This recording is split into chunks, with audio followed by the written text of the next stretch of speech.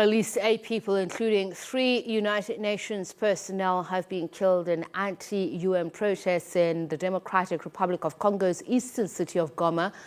It's during a second wave of demonstrations against the organization that began on Monday. The South Africa mission to the United Nations has confirmed that none of its SANDF peacekeepers are among the casualties. Reports from the region also provide eyewitness accounts of UN peacekeepers shooting dead 2 protesters as they threw rocks while vandalizing and setting fire to UN buildings.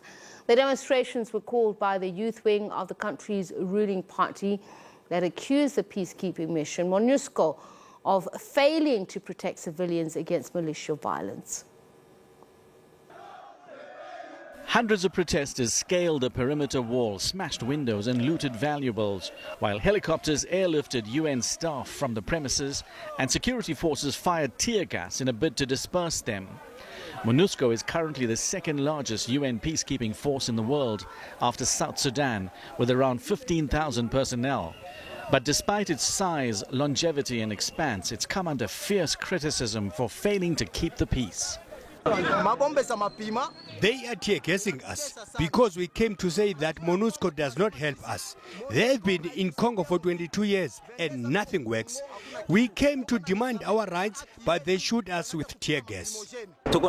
We have our own police that will look after our security. We don't want anything to do with MONUSCO. Government has condemned the attacks on UN personnel and premises. You see, this is the international community. These are people that the government has asked to come here. It is true that it is you who vote, but the problem is that as the government had asked, as we had asked, that they come to help us, it is up to the government to make a decision. With more than 15,000 peacekeepers, MONUSCO remains the largest UN force globally. MONUSCO had been in Eastern DR Congo for more than 2 decades, but the region remains insecure. Eastern DR Congo is home to more than 100 rebel groups, including M23, that has now captured areas dozens of kilometers from Goma. We speak now to Congolese social activist Espoir Ngalukie, who is in Kinshasa in the Democratic Republic of Congo for more on this. A very good evening to you, and thank you so much for speaking to us. So earlier on we'd heard that 5 people have been killed. Now we understand the number's gone up to 8. Is this still the figure? And what about the number of those who've been wounded? Thank you so much. And for now, the number of people who are killed is something like 20 people. Including Goma, in the city of Goma, and in the city of Butembo, because all those people need just one thing. We need peace. We need security. And for us, we don't need to be protected by people who are not protecting us. I mean, MONUSCO. They are in our country with the mission to protect civilian Congolese. Did you say 20 people have been killed? Exactly, for now. In 2 days, in 2 cities, in the province of North Kivu, in the city of Goma, and in the city of Butembo. And those people were killed by MONUSCO and by our own force, by our army and our police. And we continue to say, even if this insecurity, even if they continue to kill us, we will continue to claim security, to claim peace.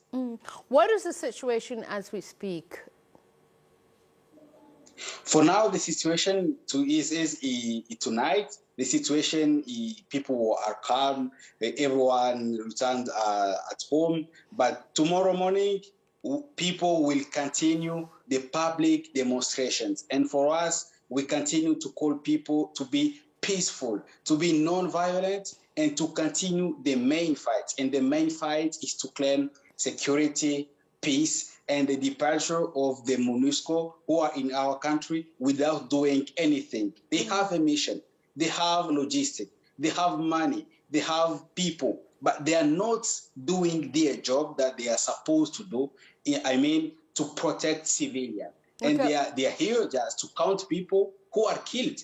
it's not their mission. Their mission is to protect. It's not to count people who are killed. We will talk about what exactly you want out of MONUSCO in just a moment, but you mentioned several other cities where there has been unrest. We said it was just in Goma. What other places in the DRC, and is it just in the eastern part, that are experiencing unrest because of anti-UN demonstrations? You know, the majority of victims of the insecurity, they are in east part of the started since last year, and after we didn't stop, and now we continue the same fight in North Kivu, in the city of Goma and Butembo, and tomorrow we are calling people of other provinces to join us, and our friends, our brothers of South Kivu province, like the city of Uvira, they give us promise that they join us in the fight.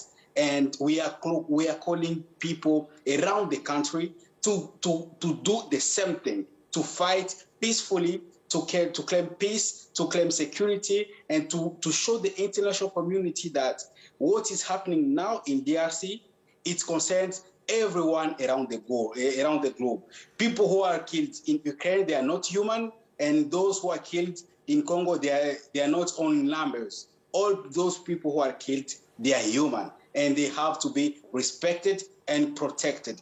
We know that the responsibility is for our government, for our country, and we don't need to be with a force that's like MONUSCO, and they are not doing their job to protect civilians. Give us a sense of the daily lives of people in these communities and what the interface with MONUSCO is. We know that there are more than 120 rebel groups that have been attacking communities, killing communities, and all kinds of gross human rights violations, some of which has been directed at the UN peacekeeping force itself. Tell us exactly what people have to contend with. What happens?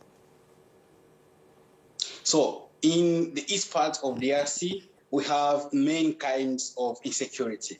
The first one, we have rebellions group. We have national rebellions group like Mai and others rebellions group. We have foreign groups, and we have national groups that are protected and supported by neighbors. Like now we have M23 that is supported by the government of Rwanda and Uganda, and people are people sleep and without know what will happen tonight.